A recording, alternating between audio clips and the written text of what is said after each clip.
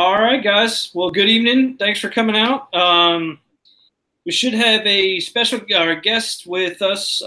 Be Armin and Axes here in just a little while. I'm hoping I've sent him a invite, and we'll be able to see that soon. But tonight's topic of discussion is going to be presses, and we've got a Mooser with us, JH586, and Kyle Lusk. Say hi. Hi, everybody. Hey, y'all. How's it? Well, I've got a fly or two in here. I was casting earlier, and I think they're like bumblebee size flies. So if you see something come across, I don't feel like chasing it. So The bigger they are, the slower they fly, and the easier they are to kill. Yeah, absolutely. Eventually, he's going to land somewhere stupid, and that's going to be the end of him. Just grab me a tennis racket. Yeah. Let's see here. We got 5 viewers so far. My chat's empty, so I'm going to start it off.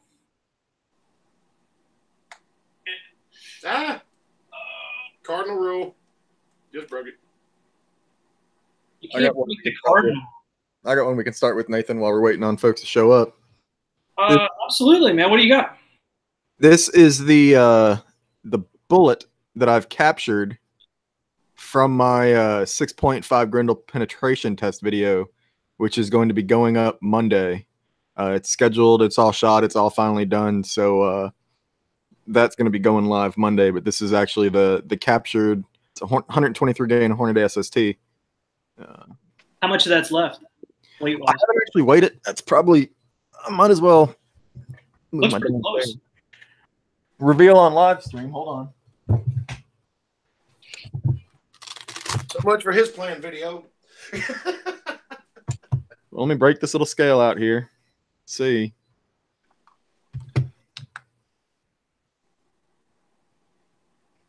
We're just going to have to go without calibrating for now and hope we're close.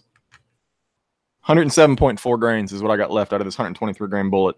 I was able to see quite a bit of copper as well as some of the lead left over in the bullet stop that I used, as well as a little bit in the last part of the test medium, the very end of it. So it'll be interesting. Like I said, that'll be coming out. So yeah, I don't know exactly what that ratio is, but 107-ish grains left out of 123. That's not bad. Yeah, not bad at all. So you're getting good expansion, and you're keeping it's not fragmenting. So that's the point, right? Yeah, I mean, pretty good. I mean, you figure that's from 225 yards, so that's that's not bad expansion.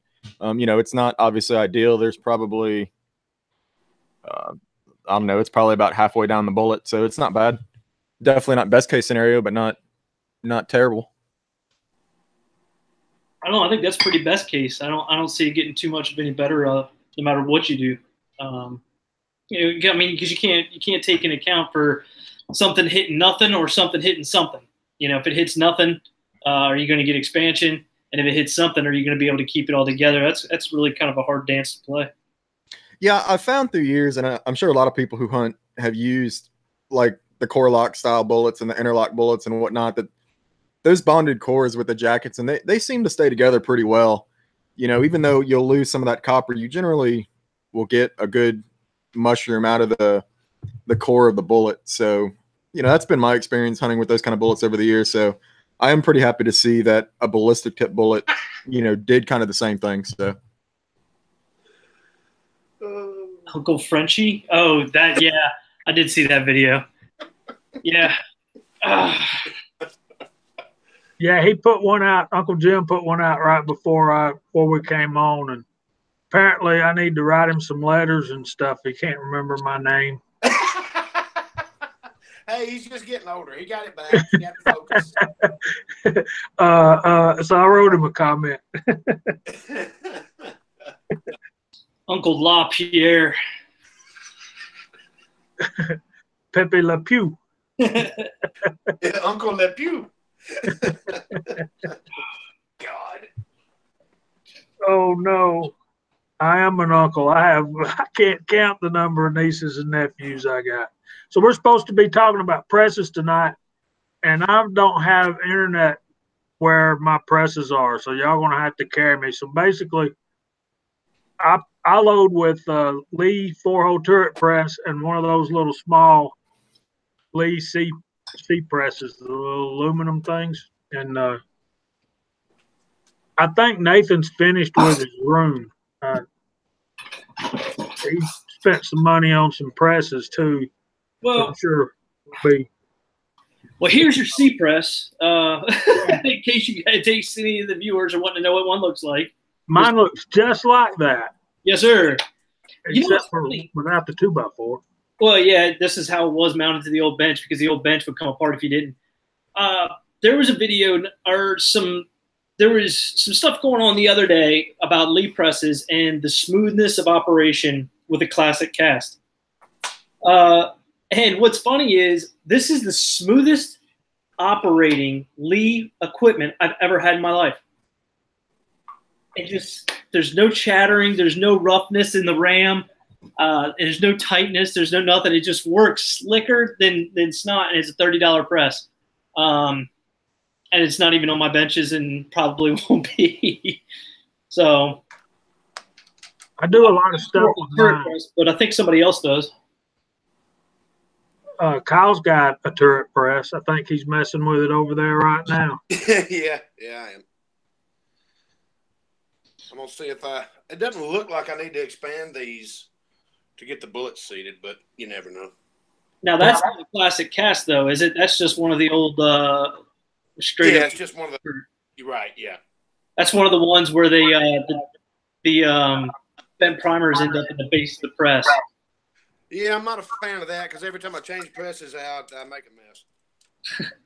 JCM, no, that it's a nice little press. I used to use it for doing bullet sizing, but there's no real mechanical advantage for it, and it makes it a little difficult. So I'm kind of done using it for now. The main thing I use my little C press for is flaring cases for cast bullets. Which is exactly what I'm doing right now. And those 4-hole Lee classic turret presses, mine has, when I deprime with it, when I decap with it, it goes down into the spent primers go down into a tube, and I can pour them out later. You know, it's funny when you talk about Lee equipment in particular. When I started out with a Lee Challenger press, which is like that little C press, built the same way, but it's a no press. Nathan, I think we're getting feedback from you. I can hear it through me. I can hear it a little bit through you as well. I can't imagine where you're getting feedback from, though.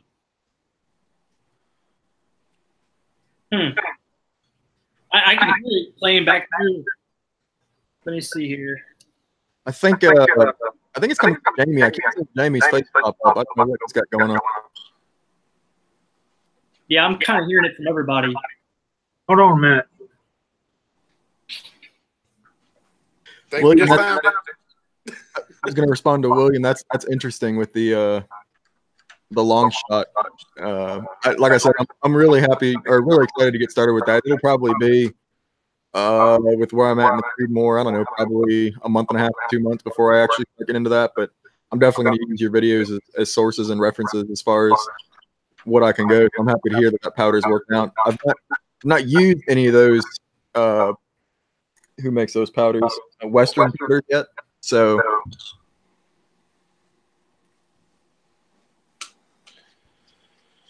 Yeah, hearing the echo as well. I'm not sure where it's coming from.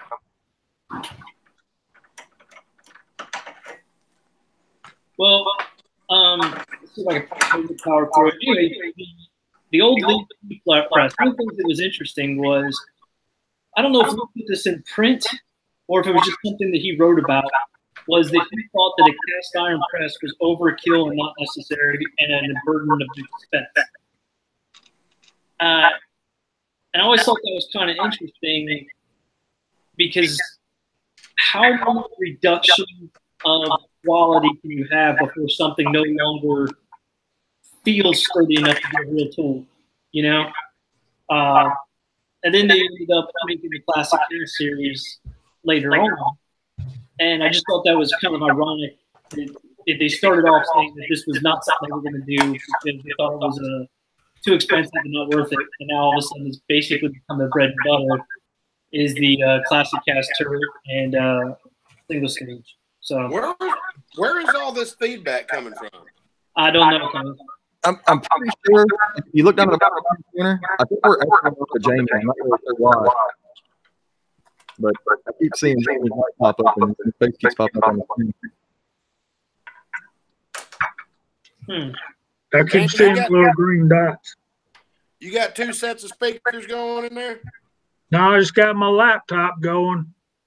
I got my iPhone here, but it's muted. That's interesting. So I don't hear any feedback with Jamie.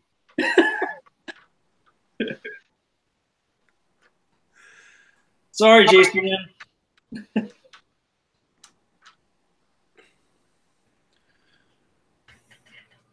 That's really weird.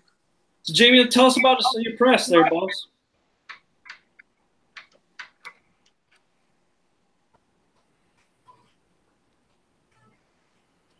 You talking to me? Yeah. What'd you say?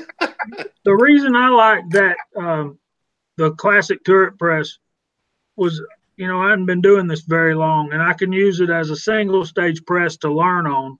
And then as I advance and learn more and more, I can put the auto feed in there and use it kind of like a semi-progressive type thing. 4 pulls and you got a finished round, which is really handy when you're doing like 9mm pistol type rounds, 38 special, stuff like that. It's sturdy. The spent primers can go out into the tube that you pour them in the garbage can, and unlike the little C press that you had a while ago, it seems to dump the spent primers down into the base of the between your bench and the press,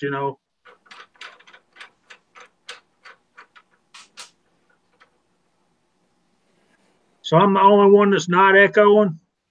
Yeah, that's hold on just a second. Let me try something real quick and see what happens. All right, is that any better? Yes. Yeah, that killed the echo. Yeah, I muted Jamie. I don't know what would be causing it. So let me kind of see what I can do here.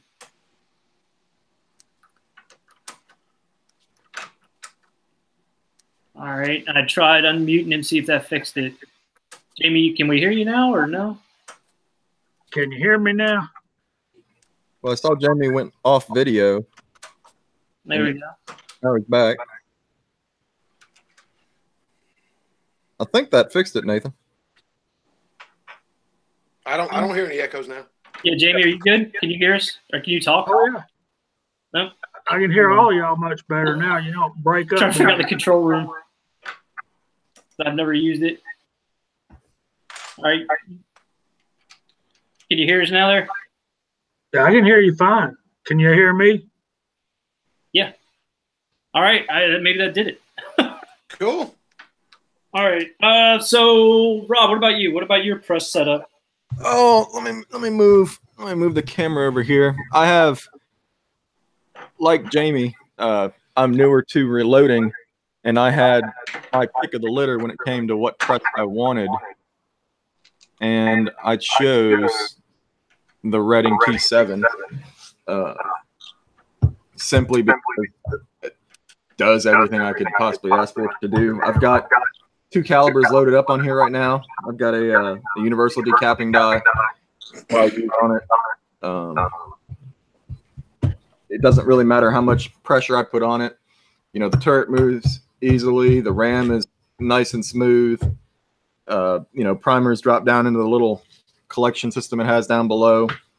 I don't know what more I could want out of a press that this thing doesn't do, but for doing a lot of rifle loading like I do, where I individually load rounds, it's it does everything I need to do and more. And I've had no issues at all as far as feeling like I'm under pressed, if you will, as far as you know, case resizing and things like that. So I am definitely pretty happy with my my Redding T7.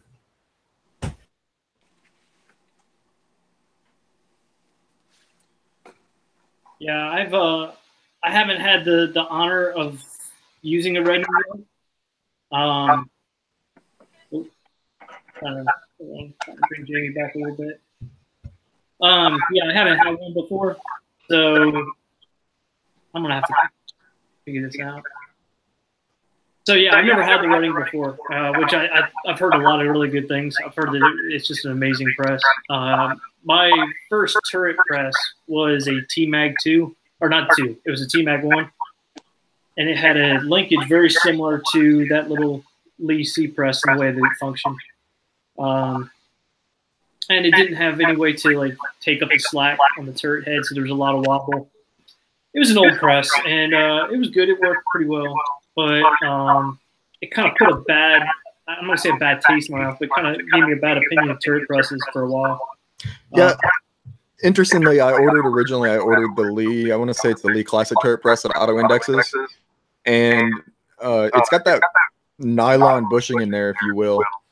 And I just wasn't really happy with the way it auto indexed and then taking that bushing out, trying to get the turret holes to center up. I'm sure it's a really good press, but I wasn't super happy with it, and I boxed it back up and sent it back, and ordered the Redding and haven't looked back. I've really enjoyed it. Like I said, auto index wasn't something I wanted to begin with, so I was just planning on using their auto indexing one as regular, and it worked pretty good. So, or it didn't work for me, so going with the Redding, I couldn't be happier.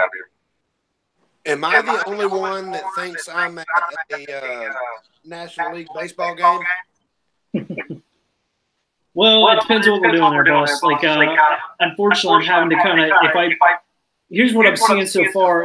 Jamie said he's muting it on his side to try to stop it, but that doesn't seem to do it. I've got to mute it on mine and then wait to see if he starts to try to talk and then unmute it. I don't know why it's doing that. I don't know either.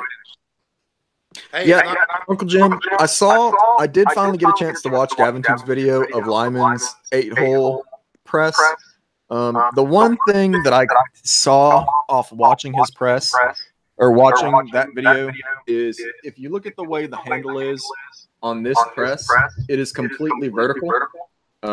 You know, when you're on your downstroke, and then when you come all the way up, you know, it's at probably about a 45-degree angle. One of the things I noticed is the handle on the Lyman actually comes up like at an angle like this, and I wasn't very thrilled with that. So, yeah, I want to see what those Lymans look like up close. I want to see some videos on people that are really using them. I went out, and now my main turret is the Lyman T-Mag 2. So I went back to a turret because I was using the Lee Classic Cast single stage for the longest time. And while I'm a big fan of that press, it was just so slow, and I was using it so often that I decided that I wanted to go back to a turret, and that's why I went to the T-Mag 2, because I think it's pound for pound one of the better presses for the way I like to reload and what I like to do. And surprisingly, I like their odd priming system. So that's why I went that route for sure. I don't know. I think everybody's kind of have their own taste when it comes to, you know, that's why I thought it was a pretty interesting topic. Yeah, like I said, I think if I was in position to start again, and I didn't have the Redding yet, and I had never used either one of them, because of the price difference, I probably would have gone ahead and chose the Lyman, because it looks, as far as the design and everything, it looks so similar to the Redding that there really is that much of a difference. But I definitely am happy with the way things worked out. So until some more of those get out there in the wild and people get their hands on them and see how reliable they are and how concentric they are, and you know, how well they line up and everything else like that, it'll be hard to tell. But like I said, if I was buying today and was on a tighter budget, I probably wouldn't end up with that press. So, you know. Yeah, I mean, the Reddings aren't exactly cheap. I mean, but I think at least with the T7 with Redding, you're getting what you're paying for. Some of T7s or some of Redding stuff I think is expensive just to be expensive, because it's designs that they've had around for 100 years, and they haven't made any real major changes or anything. So it's like, come on now. But that press is a really fine quality type item. Could use a 45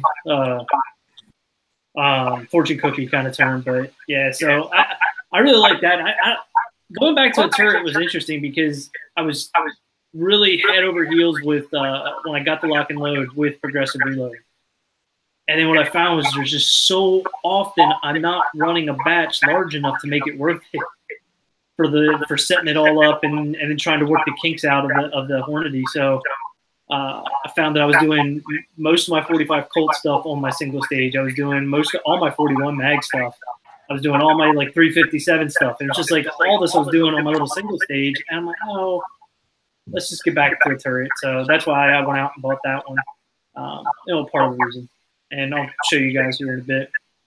Yeah, I'm really, like I said, I can load as quickly or as slowly as I want to, and I find that to be quite refreshing. Obviously, it will never be as fast as a progressive press, but I'm not one that I like to throw charges out of a powder measure anyways. I'd rather double measure them and then put them in the cases just because I'm an anal bastard like that.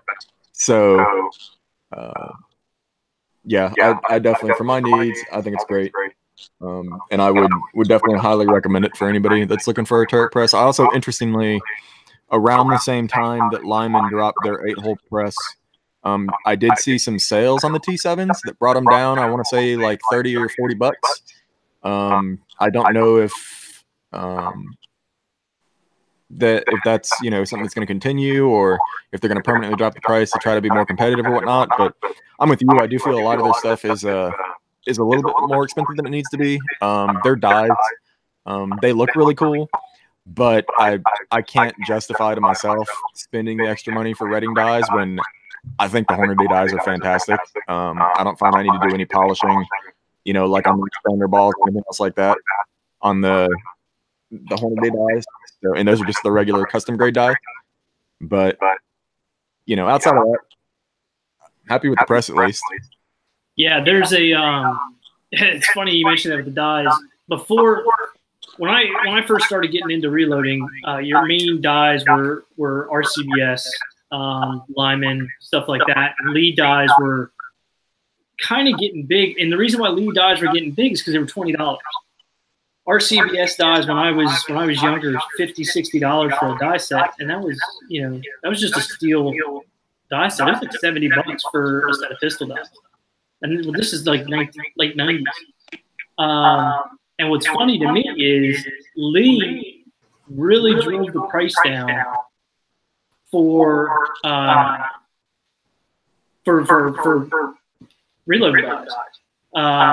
And it's interesting because like how's RCBS dropped them down to a certain level. When Hornady bought up Pacific, they did their thing, and then but Redding's never decided to play ball. They're like, no, our dies have always been $90, and they're always going to be, So I see what you're saying, but at the same time, I think it's like they haven't gone up; they just haven't gone down where everybody else is at.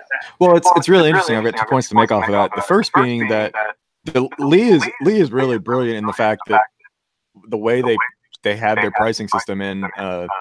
One of the first companies that I worked for when I got out of the Navy, it was a European company, and they explained to me there are 2 business model philosophies, and the way they explained it is you have a lemonade stand and you sell your lemonade for $1.25. Well, the American business model, quote unquote, the way they put it to me was that if you would open a lemonade stand right across the street, you open your lemonade stand, you use all the exact same components, and you charge $1, and people are going to come and buy your stuff because it's cheaper, even though it's the exact same quality. The European business model, which is what they explained to me was their business model, was, they were to open a lemonade stand across the street. They would sell their lemonade for $1.50 as opposed to $1.25 and say, well, you should buy our lemonade because our lemonade's better. and that's kind of, you know, the way that I see Reading kind of does with their stuff. The way that, you know, whether it is or it's not, I think it's for each person to determine. Lee's stuff is awesome just because, like I've said in a couple of my videos, everything that I have a set of Hornady dies for, I also have a set of Lee dies for, simply because I want the expander die or the crimping die, and I want the shell holder, and it's only like an extra $7 or $8 to get the entire die. So, you know, at that point, it becomes worth it to me just to buy the entire Lee set. Yeah, I'm not hearing any echo. But at that point, it becomes worth it to me get the entire thing from Lee. So I think the way Lee has positioned themselves is really good. And I do think Reading is kind of at the top end. And I think if they would come down just a little bit, they would probably sell more dies than they do. But my problem with it, or my beef with it, is it has quality suffered. And I think it has. Personally, I think quality has suffered because of the drop. I think that, you know, dies are made out of cheaper material. The RCBS is still not using their same warranty, but I know other companies aren't. Their warranty is softened up because of it. That's what worries me. Is yeah, the price has come down, but what's been the cost of that? I don't know, man. I'm with you. I think if Reading had drops their die price $15, all of a sudden they're competitive. They're standard dies, but so anyway, let me just do this real quick, just so we can finally kind of see about this here. Sorry about the quality of the video; isn't going to be all that good, but I have finally finished up mounting everything in my press. And that's my Hornady lock and load. That's the T-Mag 2 sitting over there, and it's going to do most of my reloading that doesn't need to be progressive. If I'm not going to be running 200 or 150 rounds at a sitting, then it's probably going to be done on that. Right now I've got a Hornady powder measure stuck on it. I don't know if that's going to last or not. Then I do got my casting area right there, which I did some casting today. And then finally bullet sizing and case prep type stuff right there. But that's my new setup, and it's very similar to the way I had my setup previously, in that I'm running 3 presses. It's just that one of those presses is now a turret press where it used to be a single stage. Yeah, how do you guys feel about Hornady's lock and load system as far as you know, I look at it and I see that, okay, it basically adds, you know, what do those little lock and load things cost? Like $7 or $8 to the price of every single die. You know, how do you feel about using that system, Jamie or Nathan, as far as, you know, just being able to pull the entire, you know what I'm talking about, the lock and load piece out and swap out dies? Yeah, whether it's Lee has one as well. They call it the breech lock. Right. But with Lee, you don't really have to use it because you can actually lock the piece into the press, as far as I know. With Hornady, you can't lock the piece into the press. And my problem with it so far has been dies not staying in place. You lock the die and the die ring into that adapter, and then the adapter kind of goes into the press, but it's not a very firm thing. So if you're not paying attention, next thing you know, you realize when your case, or when you're like the worst one for it is the powder drop. The powder drop will actually back cam out and start lifting up with the case, and you're only getting half charges. So would you say it's similar to like you know, like a lot of people have quick detach mounts on like red dots and stuff like that, and they'll complain about, you know, you take it off and put it back on and the red dot won't hold the same zero? Similar to that kind of thing? I haven't noticed that. When you bring in, like, if you take a die and you set it in the lock and load, and then you try it again, it's going to work. I haven't had any problems with measurement differences. But the other thing I've done recently is I went out and bought like a couple packs of the Hornady lock rings. I'm done with the Lee lock rings. I'm taking them off at every Lee die I have, because that causes that. If you're trying to set your dies and then forget it, that O-ring, you cannot get that in the exact same spot every time. For me, I just cannot seem to be able to do it. So I've gone to trying that. I love that Hornady lock ring. Yeah, I think we can all agree that we're happy that all of the large companies that are into making press stuff have at least made everything interchangeable as far as, like lock rings, thread pitch, thread size. I think we're all happy that that's the case. I'm with you. I really, really like the Hornady lock rings, the way they lock in, and they're extremely repeatable for me as well.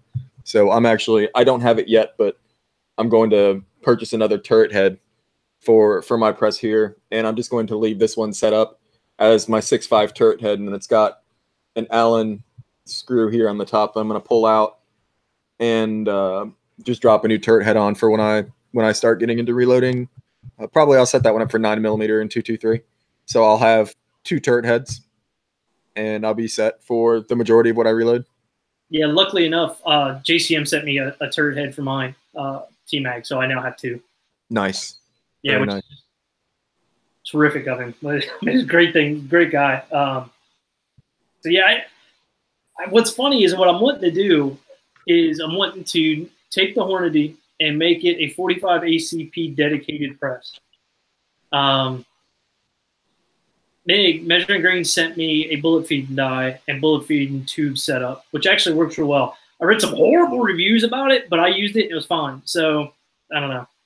So I guess the question I would ask you, Nathan, is if you were to do it again and you were to purchase a new progressive press, would you buy the Hornady lock and load one again, or do you think you would look a different direction? No, I would do something different. Knowing what I know now and the way I load, and that's what you got to find out. It's how you load and what you do. But doing what I do now, what I would do is I would buy a 45 ACP square deal B, a 550, and a turret press.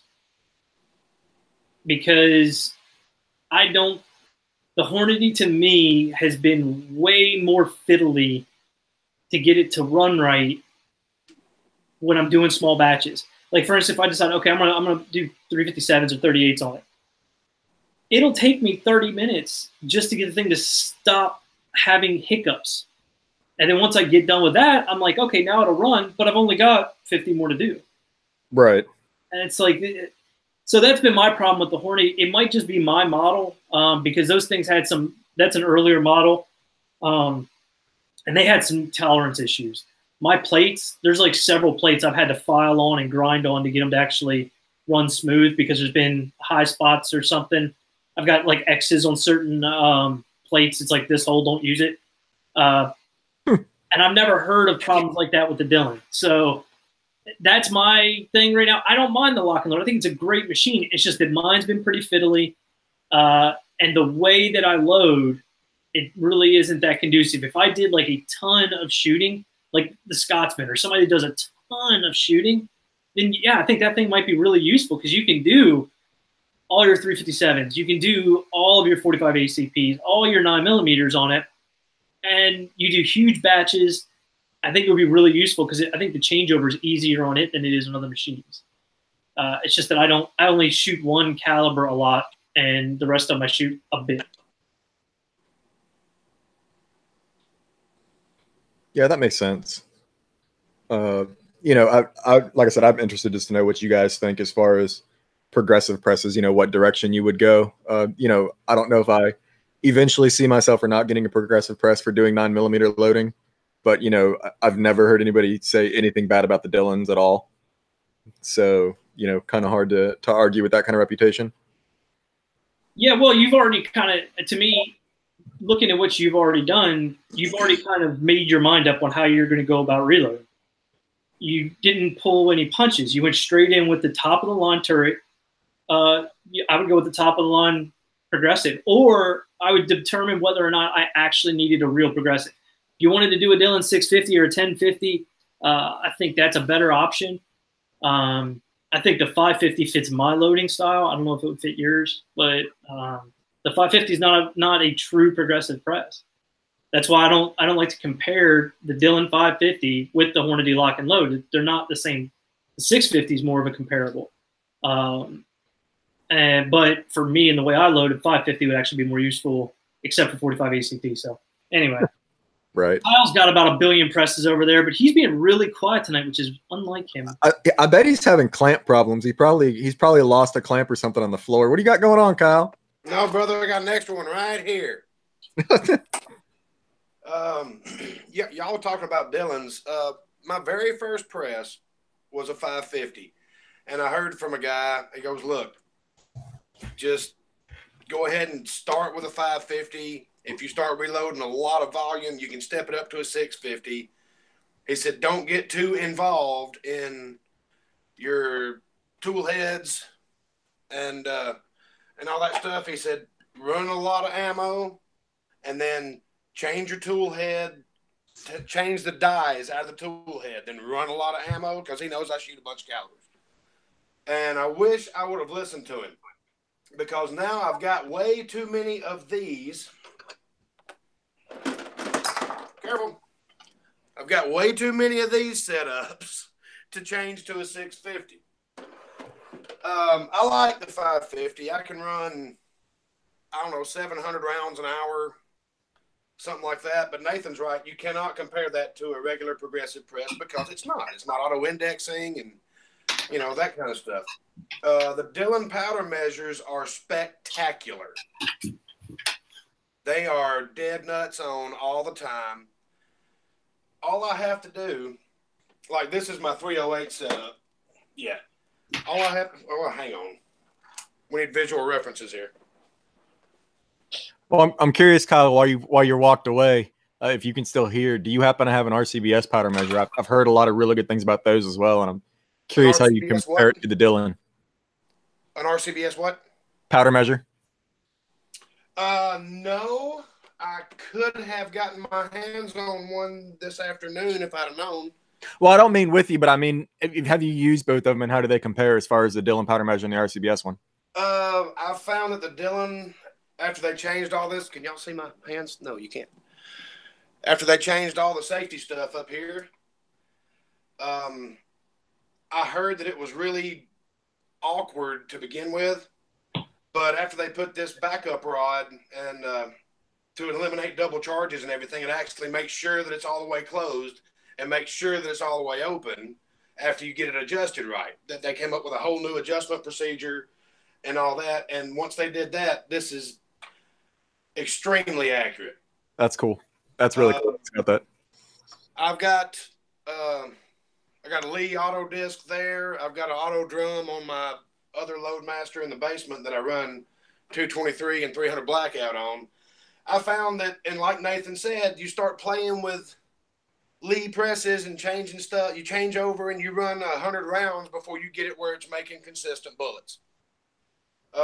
This thing right here, all I have to do is slide this out,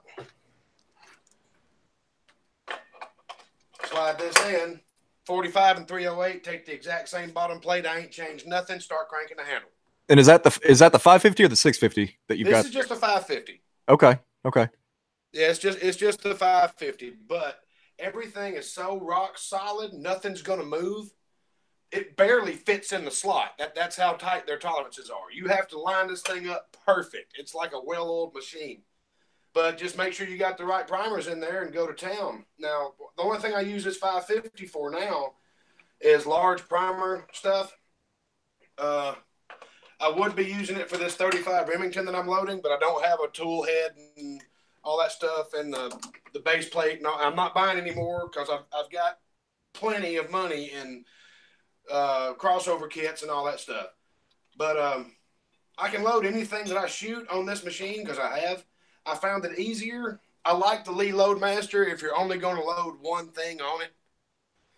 Like that one right there is set up for 9mm. The only variable that I've done to it is add a bullet feeder that I don't know that I like. It's probably quicker for me to just put it up there. But as far as the press goes, you play with it for about 20 rounds and nothing moves. It's consistent. You just go. But when I go to change calibers, now you're tinkering with stuff again. And you got to run 50 to 100 rounds through it, and everything gets finally back in its place. But so essentially what you're saying then is with the Dillon compared to the Lee, there's just significantly less tinkering to get repeatable results consistently, quickly, I guess is what you're kind of saying.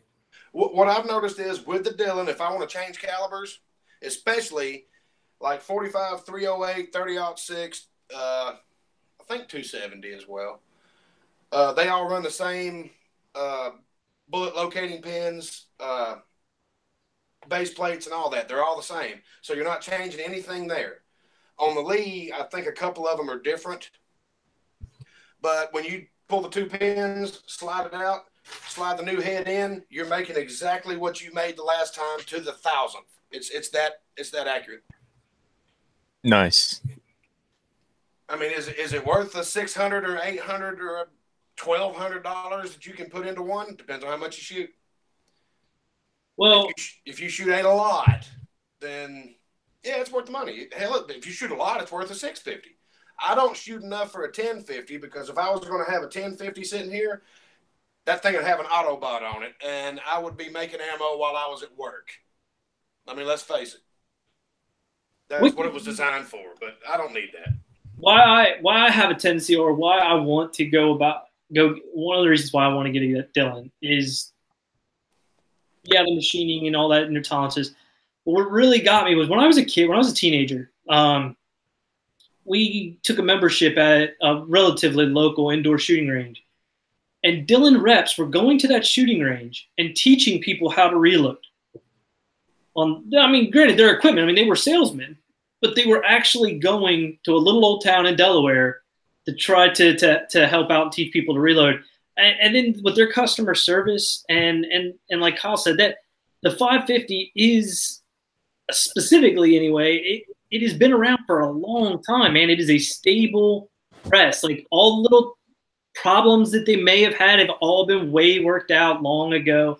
And I just think, like he said, man, I just think it's like you put it in a tool head and you go to reload. Where with my Hornady, that's not the case. I mean, it takes time to set up the powder measures and all that stuff. If you're changing calibers and you're just setting everything up, that powder measure is a fickle bastard. I mean, you make one little change and everything, and you run a case in there to check it, and you just collapsed it because you moved the wrong thing too much, you know. It is a fickle bastard, but once you get it set up, and on the Dillon, I always hand charge my rifle loads anyway because I want to know how much powder's in them. I don't doubt that it won't charge that much, but I always just hand charge my 308s, 30-06, 270s, that kind of stuff. So that was never an issue. But for 45, 9mm, 40 cal, 223, 300 blackout, they were all, I checked like every 20th shell, and it was spot on. After about 5,000 of each round, I just quit checking. You look in there, yep, looks about right. Because I mean, it's impossible to get a double charge. And as long as you do your job and keep powder in the hopper, it's going to put out exactly the same amount every time. Well, that's a big selling point. You know, like to me, like I've got this knife here, and anybody who's into knives, this is a Chris Reeve knife, and y'all know how expensive these damn things are, just because the materials they're made out of and the tolerances and whatnot. But you know, that's one of the things that I appreciate about these knives is just you know, how tight the tolerances are and how repeatable, you know, the lockup is and all that stuff. And I can see, you know, that being worth its weight in gold as far as, you know, progressive reloading is concerned with being able to get the exact same result every single time down to the 1,000th. I'll put it to you this way. I'm not going to go down there and unbolt it, but my other Lee Loadmaster, and I was going to do a video on it, but I don't know, the basement's a disaster. I don't want y'all to see it. So I've actually got, it's a Lee Loadmaster, lead dies, and all that stuff set up for 300 blackout, quick change, bada bang, with a Dillon powder charger on it. And I made it work. And it works flawlessly. There was a little bit of paracord and some bead chain and all that stuff that needed to be used, but it works great. You know, I'm reminded, talking about presses, and everybody does things differently. There's this guy on I don't remember his screen name, but I've been looking at reloading room stuff on YouTube for a long time, and there's this guy that has like a relatively small room, and he's got like 80 like turret presses in there, He has a Lee turret press for everything that he does. And I think he actually might be even like upgrading it up to like Loadmasters or something. And it's just like, it's interesting how Lee offers, because the price point so much was so much lower. It offers you that opportunity to go and buy a Lee press for every caliber. You don't have to do any changes if you got the room. Right. And I think which is really neat. Out of sales on that. And that's why I went with a Lee Loadmaster. I bought one for 9mm. I got to watching Elvis ammo, and I was like, "Oh, that's cool. Oh, yeah, it's a lot cheaper than $1,800." So I bought one, and after tinkering with it and getting it set up, it load 9mm all day long, just as fast as you can pull the handle. As fast as you can pull the handle and feed a bullet. And I was like, man, this is cool. And then I saw he had this bullet feeder. I don't even know if I'm happy with the bullet feeder. I think I spend more time dicking with the bullet feeder than I do just putting the bullets in. But the cool thing about Lee is 9mm, and Lee doesn't use the drop-in sized pins like Dylan does for your locators to hold the shell where it needs to be. It uses little fingers. But 9mm and 40 use the same bottom plate. So I can load 9mm and 40, all I got to do is change the top plate on that Loadmaster. The other one I've got 223 and 300 blackout set up on. I don't have to change anything but the plate or the head, and it's really convenient. So I got 2 presses that I can load as much of 4 different calibers as I want to. Well, I wanted to look real quick just to see. So for me to buy a new turret press head for my Redding is $75 on Midway's site right now. Okay. And to buy a new Lee, where the hell is it? A new Lee Auto Breech Lock Progressive Press is $109. So for $25 more, you can buy an entire Lee press, an entirely auto Breech Lock Pro Progressive Press. And it comes with all the crap too. The whole press?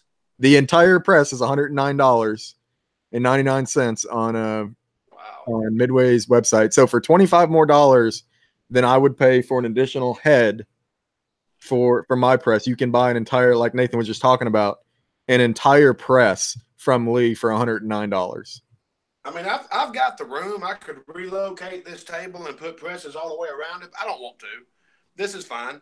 And Amuser, I'm eventually going to build a quick change setup where I can just go clink like the inline precision thing. I got to studying it, but hell, the C clamps were working so good I hadn't put any more effort into it. Well, I just put my inline fab stuff on, and I'll tell you what, it is so much more solid inline fab. Oh, I know it's spot on stuff, but I've got a table right here that I don't think a tornado can get out of this bedroom.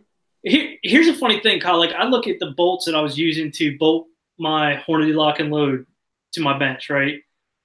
And now I look at the bolts that I'm using to bolt my Hornady lock and load to the bench. Now I'm using little 1/4-inch bolts, 20 bolts with that inline fab, where before I had, I don't know. Right. I think they were 1/2-inch bolts or might even been 3/4-inch. I don't remember, but they're giant.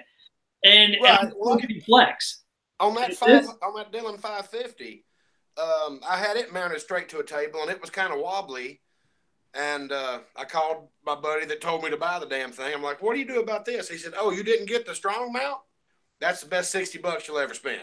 So I ordered a strong mount for it, and he was right. You put a couple of bolts in there. I can take that press anywhere I want to.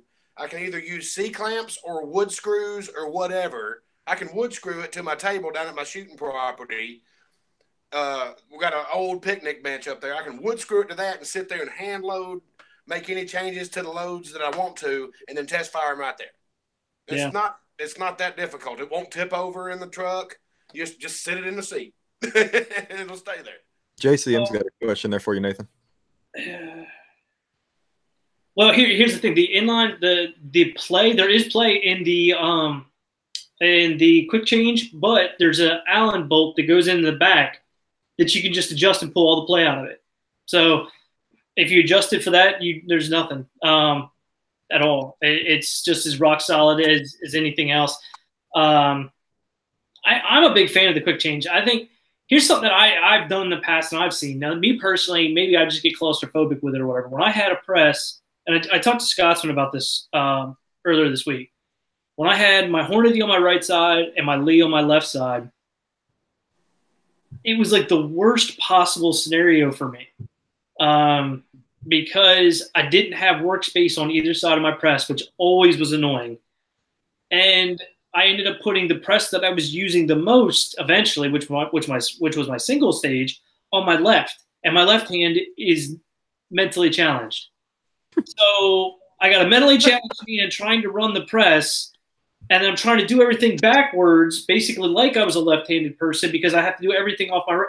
What a pain in the ass. That's why I was really happy when I changed this around. Like every press has spots on the right and the left of it. I can operate it right-handed. And that's where I think this quick change thing comes in. If I had my little 4-foot table to do over again, I'd just mount one press on it and then just quick change it. It'd just be easier for me because that having a press in an unergonomic state is that's no good. Yeah, I've got my extra press parking lot over here. So I just change it out. With your quick change clamp system? Yeah. Hey, it works great. It works fantastic. What about Jamie? Jamie, what do you got going on for presses? I know you can't show us, but what do you got? Well, I told you. Can you hear me? I can hear you. I use the Lee Classic 4-hole turret press and the little C press. I've got the C press on the left and the turret on the right on my bench. We're almost an hour in, Nathan. You need to shout out to all the guys in the chat room. Yeah, we've had a lot of people in chat today. First, I'd like to say, Armin Axes, I haven't seen you in chat, buddy. I did just if you're watching this the day after, I sent you an invite. I hope everything's okay. I don't know as if I may have an email waiting for me to where something's wrong or something. I hope everything's all right, buddy. Crazy Scotsman, thanks for coming out, boss. I appreciate it as always. I know that Friday nights are almost always a busy night for everybody, especially you because you have I think you got something Friday, Saturday, Sunday, Tuesday. You're a busy man when it comes to streams. Fuzzy Fork 8, I appreciate you coming out, man. I enjoy watching your videos, so thanks for coming out. Eagle Eye Kenny, brother, I've got to get in and do some challenges. We've got the 4th of July weekend coming up, so I'm sure me and about 1 million other people are going to descend upon the range as locusts, and I'm going to be trying my hand with the Swiss then. JCM 45, Jazz Hands, Mr. Jazz Voice, I appreciate it, man. Thanks for coming out.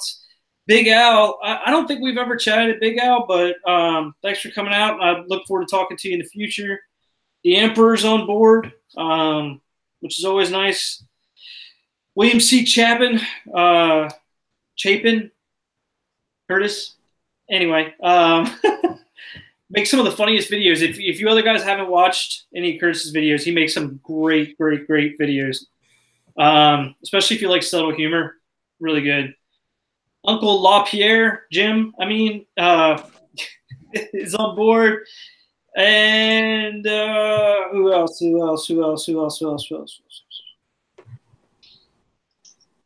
Haven't seen Bacon yet. I'm sure he'll show up or maybe not. PC Bullet Empire was in here earlier. Yeah, so the Emperor. MCK, hey, how's it going? We haven't seen Vanessa yet. Maybe she might come in. Loaded Cap Gun was in. Thanks for coming. I hope work was not horrible. Jay Howell. Yeah, how's it going, Jay? I'm sorry, I'm getting back there, but I might have missed you on that one. That's my son, y'all. Fantastic. Yeah. Look at that. He's getting you from the other side of the room.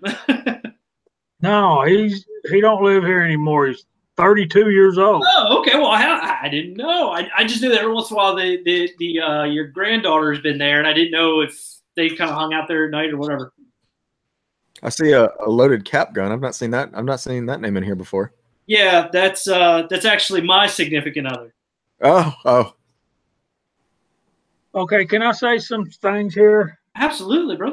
I've been kind of quiet. I don't cause any feedback, but Amuser was talking about the price of presses, and I got a story that I shared a little bit with Kyle the other day.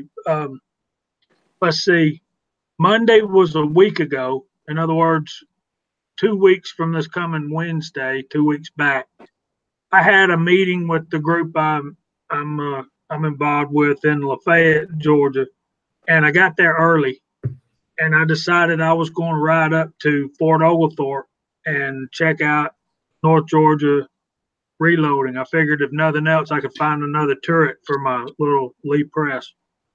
So I ride up there, and I get there, and they've moved. So they had the address on the door, and I went, followed the directions, they got a beautiful new store. If you guys go to gun shows out there, you've probably seen North Georgia Reloading all over at least the eastern part of the United States. I know Preacher's Day Off went to their table and bought some stuff at a gun show in Oklahoma, or maybe it was Kansas City. I can't remember. But anyway, that I got to talking to them about reloading and stuff, and it didn't take long for them to talk with me till they realized that I knew at least a little bit about reloading. So I picked up a couple of powders, and the reason I bring this up is I'm working on getting them to come on board as a sponsor for the Reloading Network. And I think they're very interested, and I know Bacon's interested. And he also mentioned that he might throw some stuff my way to test and make videos of and stuff like that, which would be okay. But Amuser was talking about where was it? Amuser, you said you was looking at those prices. Midway had them. Okay. The first place I brought up, I wasn't comparing. I knew Midway had all that stuff, so I just went on there and looked. Yeah, well, while you were doing that, I pulled up North Georgia Reloading's website, and it's just northgeorgiareloading.com. And they have that turret head for the T7 for $73.19, which is not that much cheaper, but it's keeping your commerce in the state, if you know what I mean. It's barely in the state, but it's still in the state. Yeah, no, I'm gonna have to get that website. And they also have they had the Lee classic cast 4-hole turret press was like I think $113, $114. The Lee single stage was like I think it was like $68. The little C press like you had, Nathan, it was $38. But one of the things I picked up, and I got some of the guys on the chat room were talking about it. I think Curtis was talking about it. It was this powder right here, Shooter's World. Can y'all see that? This is the heavy pistol, and it's pretty much designed for 357, 44 Magnum, that kind of stuff. And me and Kyle are wanting to do some stuff. Matter of fact, the Scotsman sent me some 38 special brass, and I'm going to do some pistol workups with the heavy pistol, and this is the clean shot, which is, from what I can tell, is that they're equivalent to Tight Group. And if y'all have listened to me and Kyle talk very much, you know that we're pretty much big fanboys of the Tight Group. Are those the Powder Valley? What is it? Powder Valley's website? Are those their powders? Jamie, do you know? This is Shooter's World, and it's imported from a company called Lovex, Lovex, and it's made in the Czech Republic, and it's bottled by Shooter's World LLC. And from what I can understand, North Georgia Reloading sells a bunch of this stuff at gun shows around the country. So there's not that many of them. I know there are definitely a lot of us who like to keep our commerce in the United States when possible, but I want to throw a shout out to the Czechs personally, themselves, just because when it comes to the 2A community, if you will, the Czechs really you know, they've stood up to the European Union over there as far as gun laws and whatnot. You know, I don't have any problem personally supporting Czech products as far as that's concerned. So it's interesting that you do that research to find out that that's where it comes from, because like I said, I don't have any problems at all supporting something out of Czechoslovakia. They put out a lot of great stuff, and they're probably our biggest advocate over in Europe as far as 2A stuff is concerned. I wanted real quick. Big Al asked about the Breechlock Pro Progressive. They are pretty good price, and from what I've seen, they're pretty good value. I'm pretty sure Kenny over at Eagle Eye Shooting has a pretty in-depth review on that.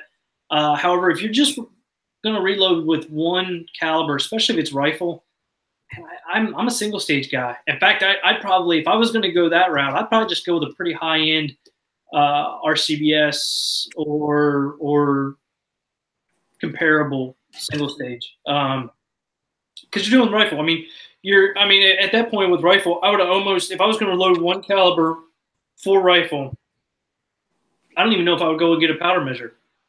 I might just get some leaf scoops. Because once you find out exactly what you do, you throw it in there, trickle twice, and powder.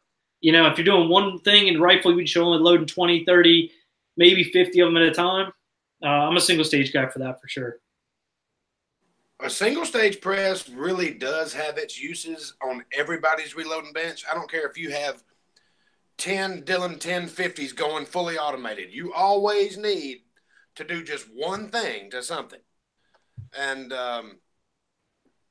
I've got a Challenger, the Lee Challenger.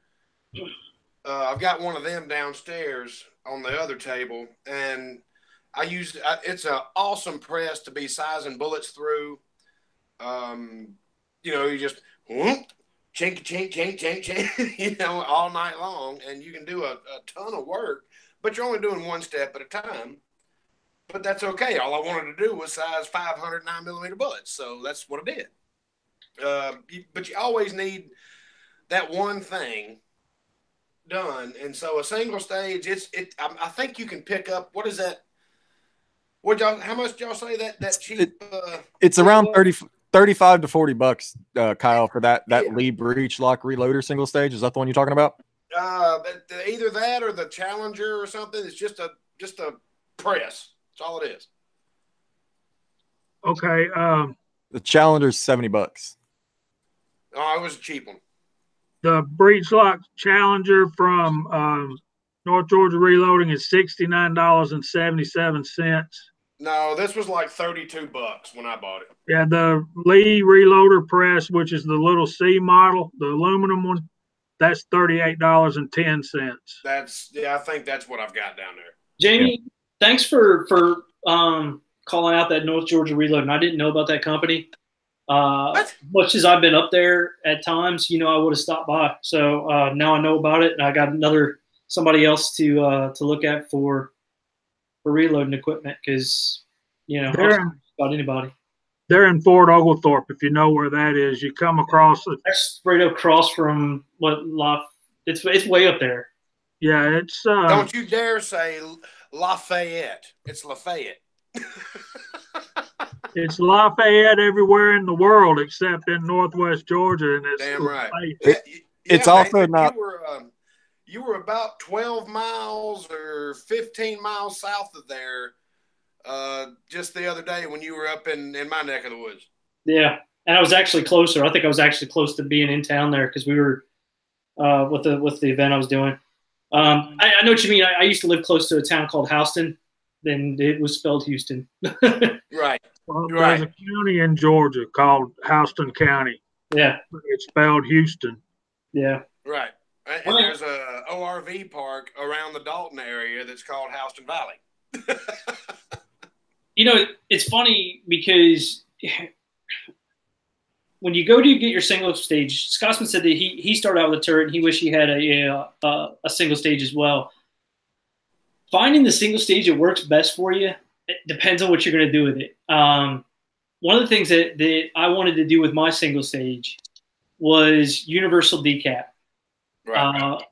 And I cannot stand the fact that the Lee Classic cast spits primers everywhere. That's my only drawback to the whole damn thing. I'm got one right here, and I am sure that there are people that have made a way to fix that slot that goes all the way down the ram doesn't just shoot primers out of it. But I just don't have patience for it. It just drove me. It's a great press for a single stage, perfect press, but it spits primers. So I went with that Lyman Crusher, which is a considerably. I mean, it's like 20% beefier, and it spits primers everywhere. But it's got a cup designed to hold all of them, so I can just pull that off. So it depends what you can do with it. Like I said, decapping's a very common thing. Bullet sizing, the single stages are great, man. I don't think I'll ever be in a situation where I don't have one. I'd lose a progressive before I'd lose my single stage. Damn right. Harumph. Harumph. Harumph. Harumph. Interesting. Yeah, give the governor a harumph. Looking on the just browsing through different presses and whatnot right now. The Lyman's new Brassmith, the 8-station turret press is on sale for $170. And that's cheaper than a lot of the more high-end like RCBS mech single stage presses right now. So now, who is that through? Through Midway, like I said, that's just who I happen to pull up, just because I knew they would have all that stuff. Do they have it in stock? No, nobody has it in stock right now. Brownells does. But yeah, Brownells does, and they want like $280 for the damn thing. They're on sale and they're back order okay. And I know because I've done this through Midway before. If you back order something and it's on sale, they still give you the on sale price when they charge you for when they ship it. Right. So yeah, I think it's funny that Lyman seems to have taken with their presses a new direction, and that they're shooting right at Lee. They're wanting to bring RCBS style quality to the Lee market, and I'll be interested to see how this is going to work for them personally. That 8-station, that All-American, I hate that they use All-American, but that 8-station press, it looks like it's going to work real well. I mean, the design looks just almost exactly like the Redding press. You know, as far even the way it assembles and everything, it looks almost dead nuts. The T7. So, you know, they didn't directly copy it, but it looks pretty close, pretty similar. I've noticed some flaws. For one thing, and Nathan's talked about this before, the priming system is right in front of you, right there. I mean, it's almost in the way. And if y'all watched Gavin Tube's review of it, it seems like the handle throw is like eternal.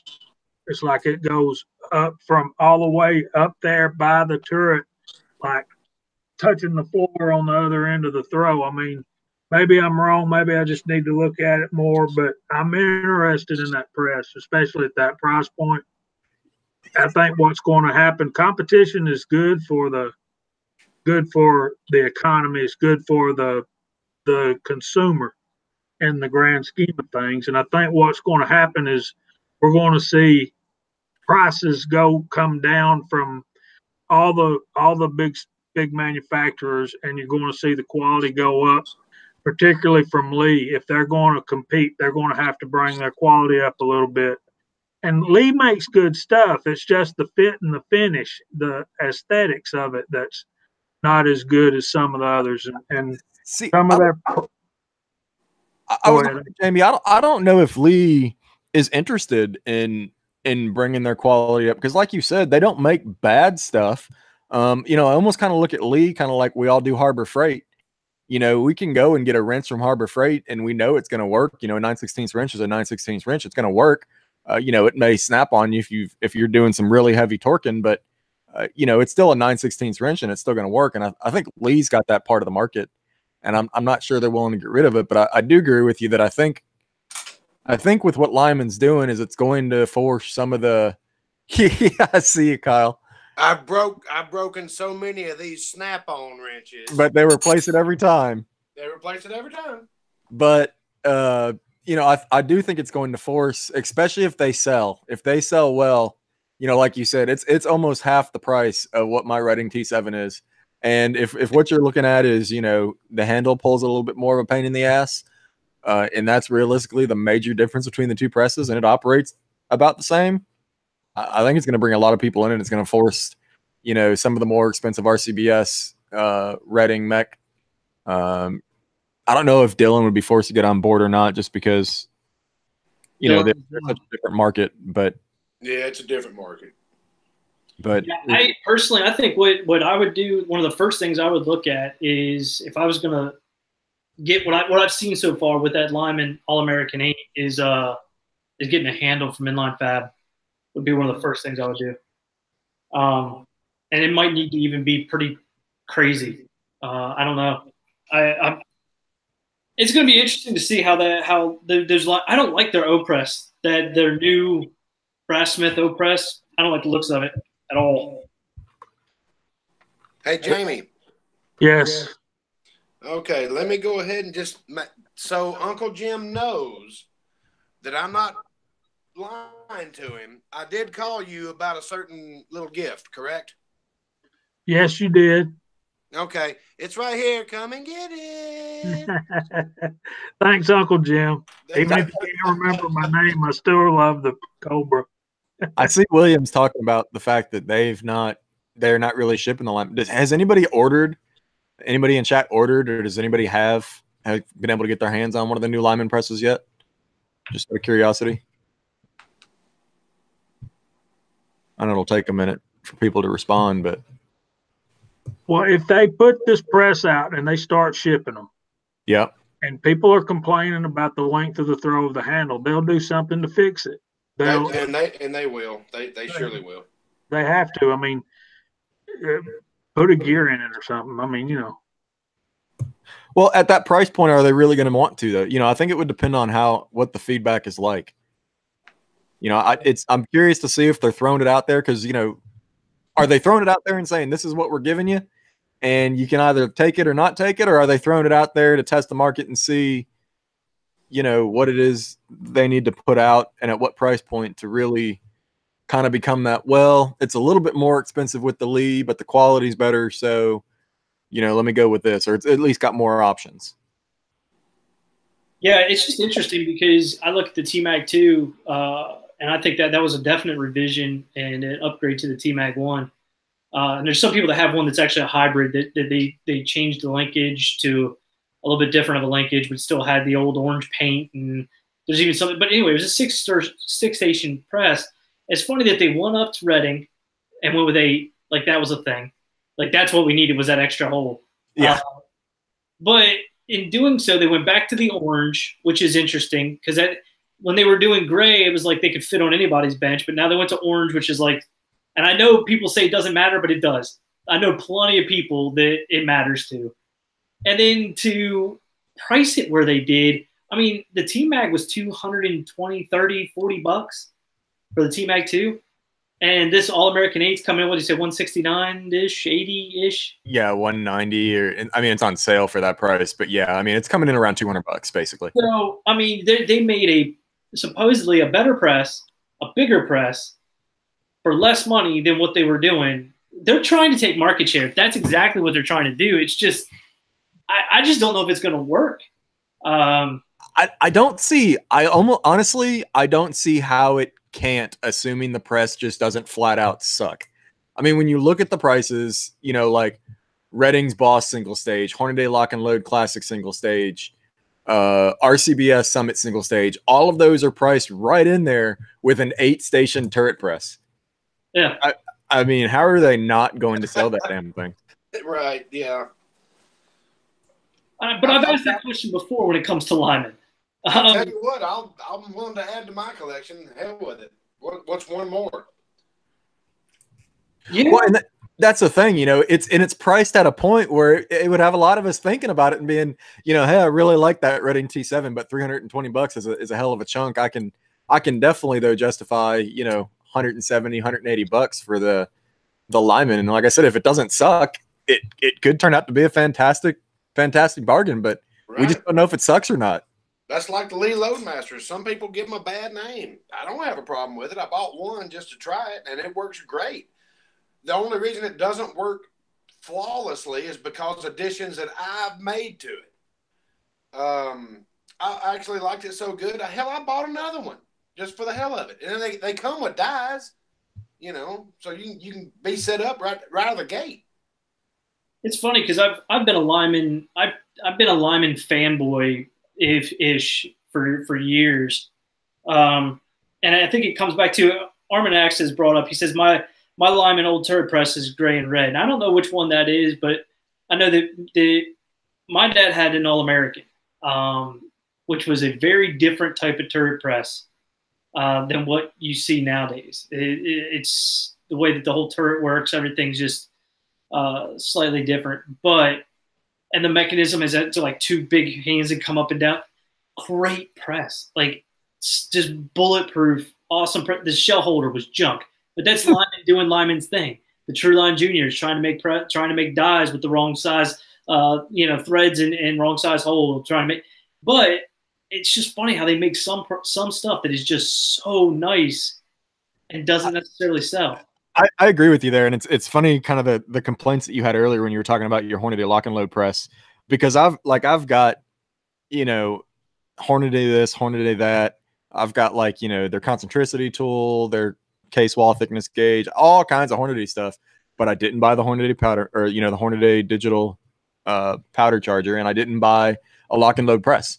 Even though I'm shooting all Hornady bullets, I love a lot of their stuff, but I didn't end up going with them for my two major items. So I find it interesting that you kind of have the same love-hate relationship, I would say, with Lyman.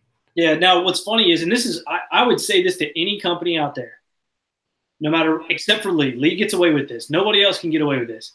If you make any product that is just absolute trash, get it off your line.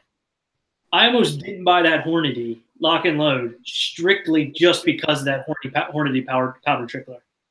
That thing was so junk that I'm like, if they would bother selling this to human beings, can you really trust them? Like, I mean, I almost didn't buy that just because of an $8 powder trickler being just trash. And I know other companies that do the same thing. They buy it, they'll do bargain basement stuff on some things, and man, it just ruins it.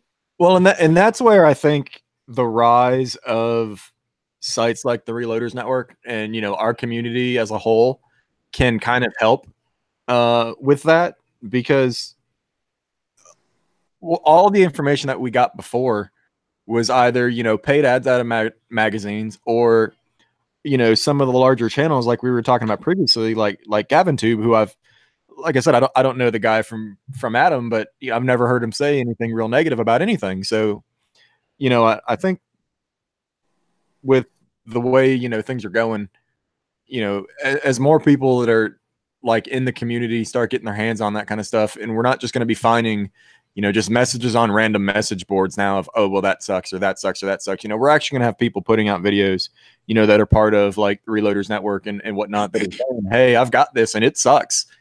And, yeah, I think that's going to help. I really do. I think I have heard GavinTube come out with videos, or I've seen, and he actually voices his opinion. Yeah, in theory, it's a good idea. I just wish they could have made it work better. Yeah, and like I said, I'm not trying to bash GavinTube. No, not at all. Yeah, West Coast Dodge talks about the Hornady electronic powder scale. I had a buddy of mine come over today to pick up a workbench, the old bench that I had here that was doing bullet casting. He picked it up and took it. We were talking about that, and it's like I try to keep my reloading stuff non-electronic, and I don't know why. I'm like, I've considered it, but it's just like I can't pull the trigger. And I've heard some pretty shoddy things about the Hornady electronic powder trickler. I think I would go to the Charge Light too if I was going to go with one. What, this one? Like get one of those Gen 6 Lymans on sale on eBay. If you guys don't know this, here's another tidbit. If you guys don't know this, Lyman has an eBay account now. Yeah. And they sell their reman stuff on eBay. And there'll be some really good deals that'll come up from time to time. You just have to be, you have to be careful because it used to be you could get Lyman refurb stuff on the Lyman's website, and I don't think you can anymore. I think it's all just gone done through eBay. So we were talking about that in Reloaders Network Slack earlier this week or last week about the Lyman charge, whatever in the hell they call it, the Lyman Charge Master, the Lyman Charge, the damn Lyman Powder Giver thingy that's electronic. It flat out, from what I've heard, it's typically a little bit light. It'll throw a light charge to where you'll end up about 1/10 of a grain light and have to trickle in. And the difference between it and the RCBS Charge Master Light 2, whatever in the hell it's called, the one that I've got, they're fairly similar, except for the big difference is the RCBS one typically doesn't throw light and it doesn't throw heavy. But there's not really that much of a difference, to be honest with you, between the two models.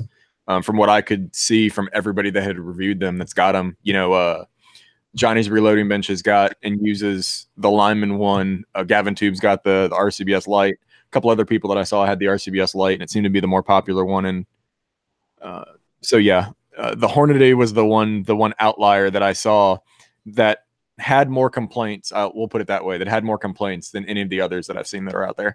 Yeah. Can I go ahead and tell you why it had more complaints? I did it. Right there. What? I said did it. Right there. It's held down with C-clamps, I'm sure. No. See, it's right here. It's right here. That's what I was using to charge these 35 Remington cases. You have to understand what shape of powder that you're throwing and what the charge is. They send a CD with it. You need to watch the CD because anybody that's ever had problems with this and then watch the CD, all of a sudden don't have problems. But change the speed. Do what? Don't you think that inherently is kind of a problem, though? I mean, how many of us don't read the directions first, honestly?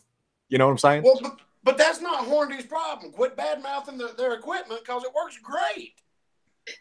You change the speed to slow, and if you're doing a really thick powder, like an extruded powder, you change because there's a setting in here where once you get to like 4/10, then you slow down into trickle mode.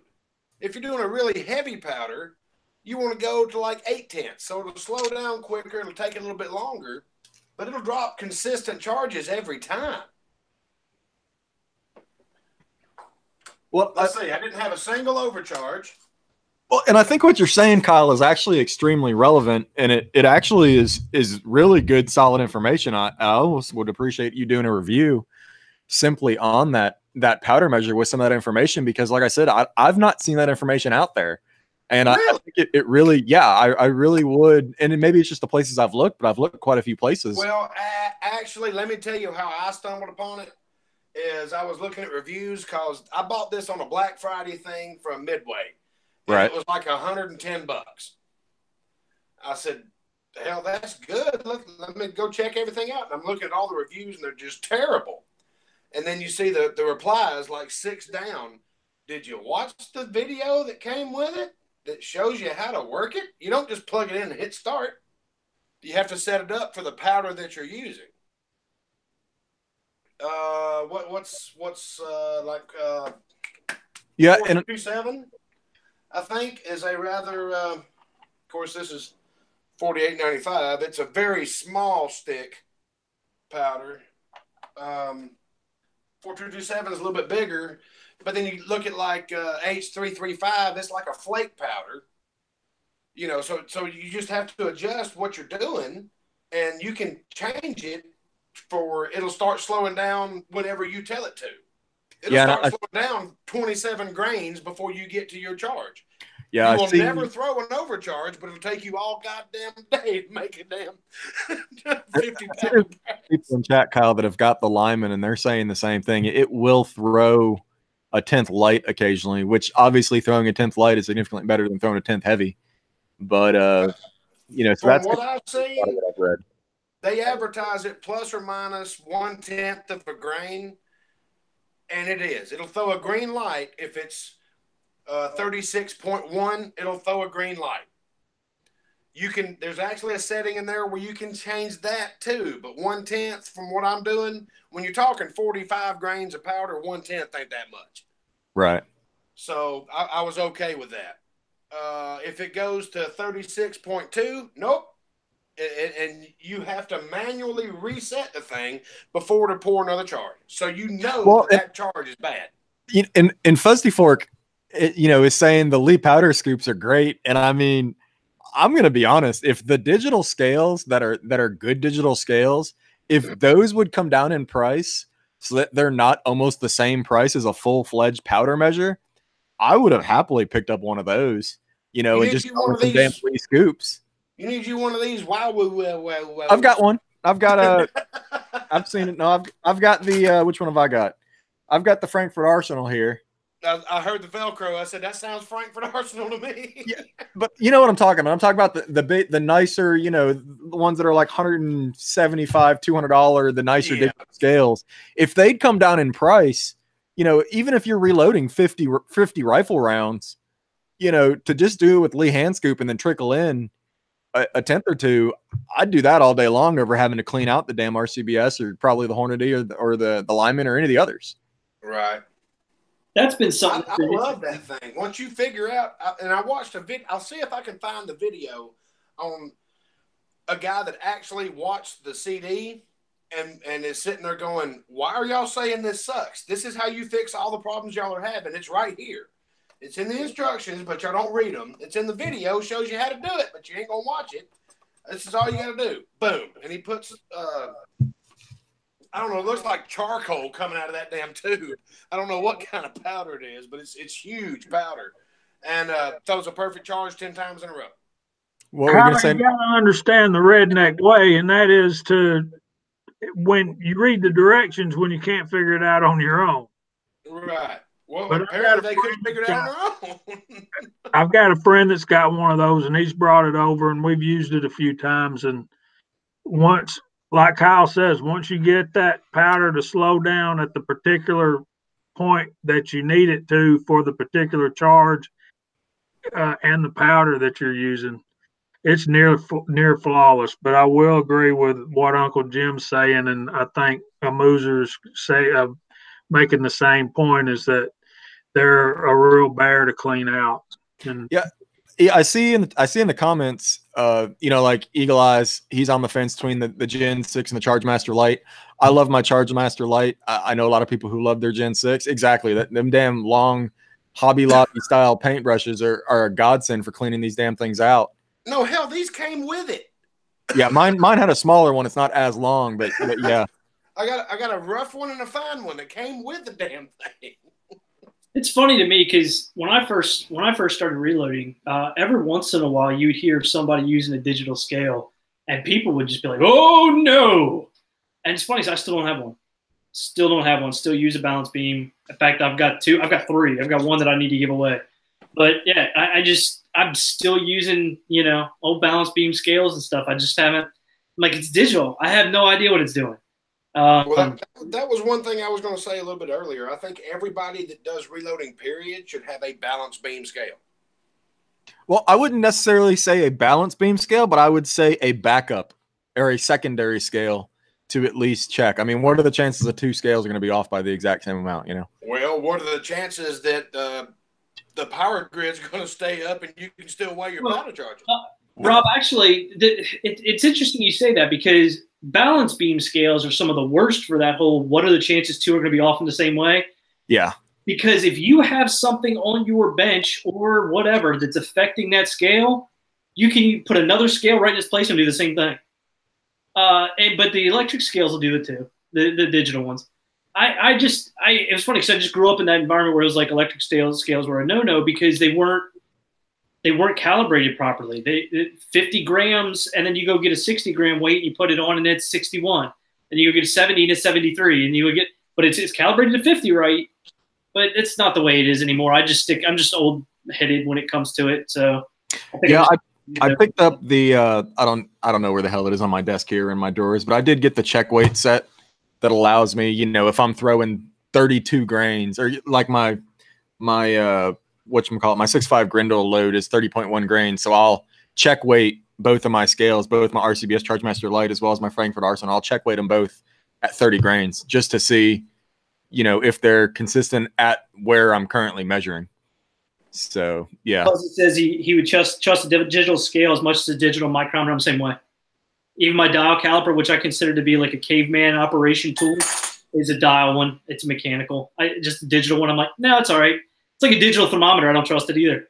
Yeah, I don't know if it's in the video. Wait a minute, that video hasn't fully up, but the video where I'm pouring the top, I go and buy a digital thermometer. I didn't want to use the kitchen one. I didn't have one that went down low enough to test this epoxy, and it was reading 8 degrees higher right out of the package than what it was. And I'm like, ugh. So when it comes to electronics, I think electronic stuff is where you really get what you pay for. Like being an electrician, you know, all of my digital meters and stuff were flukes and whatnot. Those are the only ones that I trusted. But like even calipers, you know, here's a cheap set of Nico or Nico or whatever in the hell you call them. I think these were like $20 or something like that. And they're pretty good for the majority of stuff you're going to do with calipers. But I do have a nice Mitutoyo set that I use for reloading. There you go. Yeah. I know that these are going to be, in fact, these are the set that come with the calibration certificate. And I spent the extra money on the ones that I knew are actually calibrated with the certificate, just because I know these are going to be accurate. Whereas with these, it's probably going to be accurate, but you don't always know. Well, that's why I went with these. I've got several sets of digital calipers, and they all read something different. You know, you take the same thing, check it on 4 different sets, and they all read something different. I went on the tool truck, and he had 3 different sets by 3 different manufacturers, and I took a bullet. And it measured the exact same on each one of them. I'm like, so they're all accurate. Okay, got it. But, you know, you're always going to need to measure stuff. You're always going to weigh stuff. So it's good to have redundancy. I'll give you that. It's good to have redundancy. Well, guys, it's already 9:30, so we can start wrapping up if you want.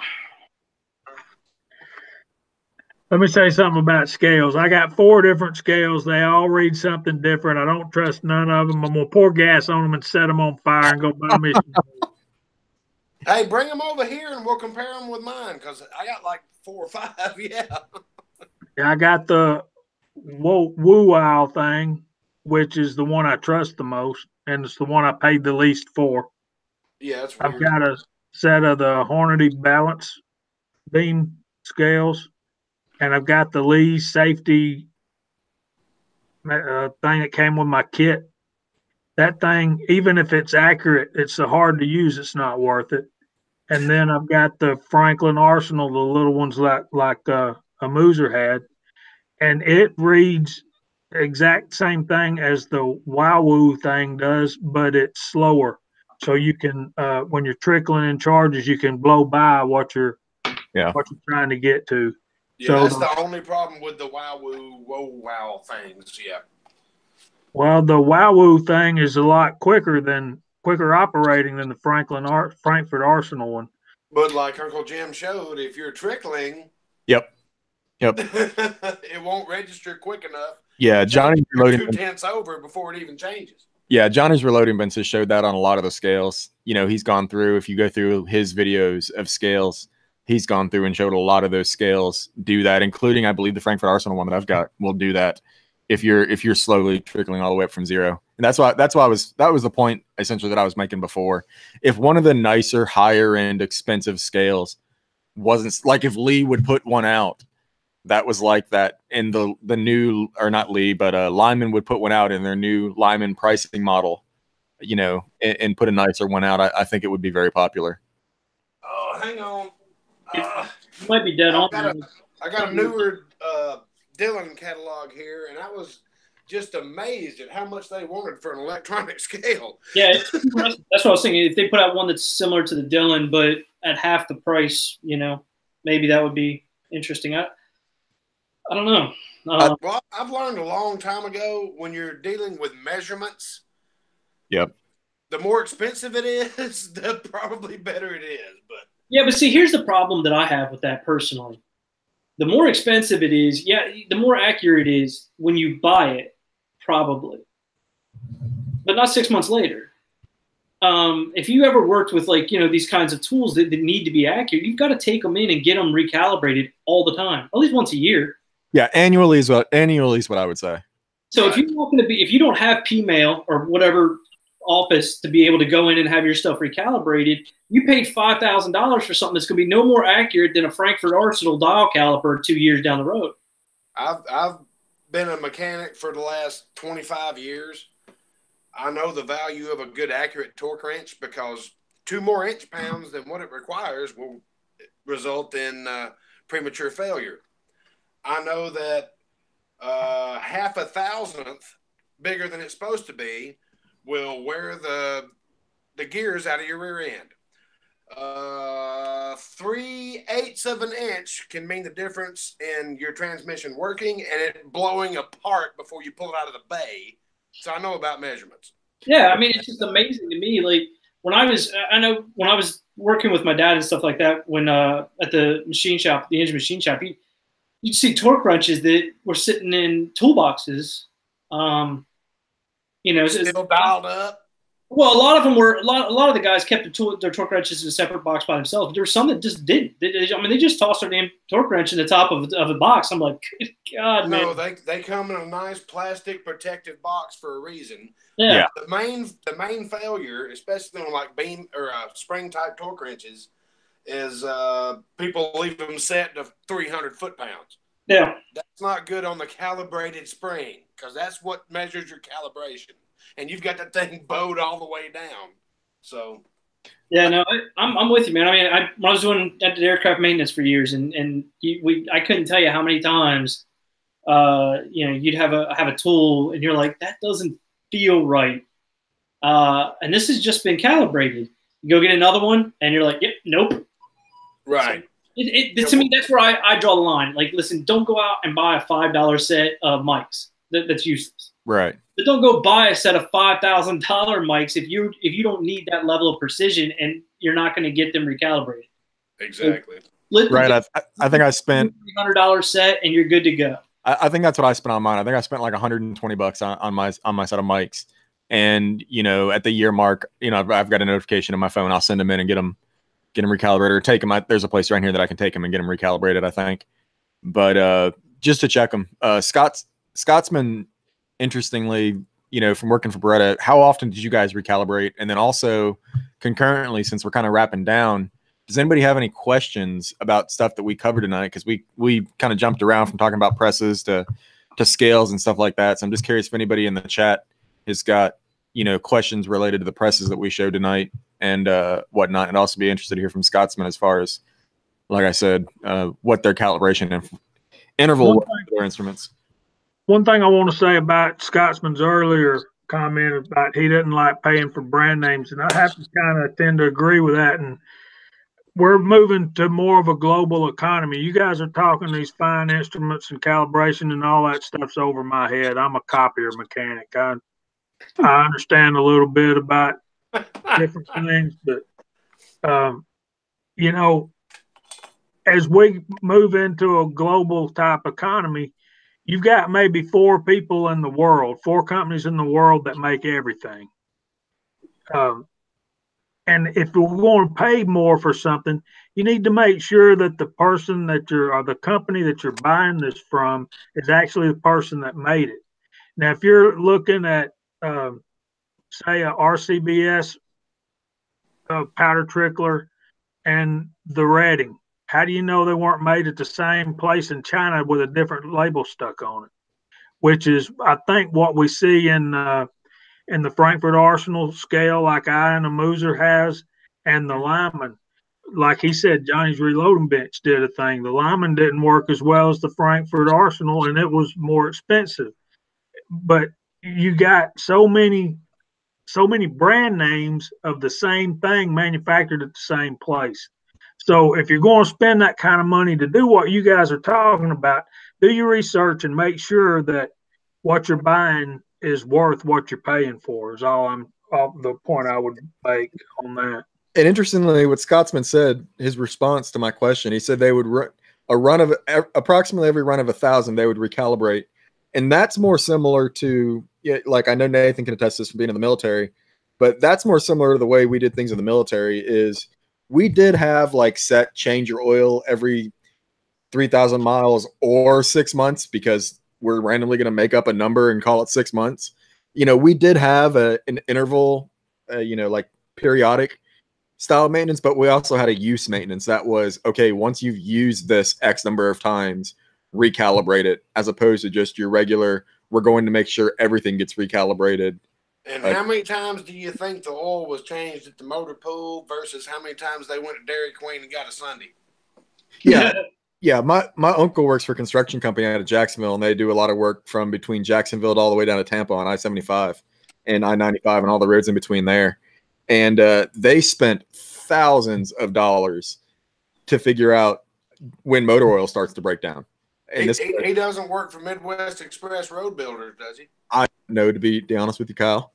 I don't know for sure, but I know he was telling me they spent thousands of dollars just to figure out when they actually needed to replace the oil that they were using. And it had nothing to do with how long it had been in the vehicle, and had everything to do with how much it had been used. Right. Well, hell, that's why big trucks are running 40, 50,000 miles now on one oil change. Yep. Of course, there's 12 gallons of it in the oil pan.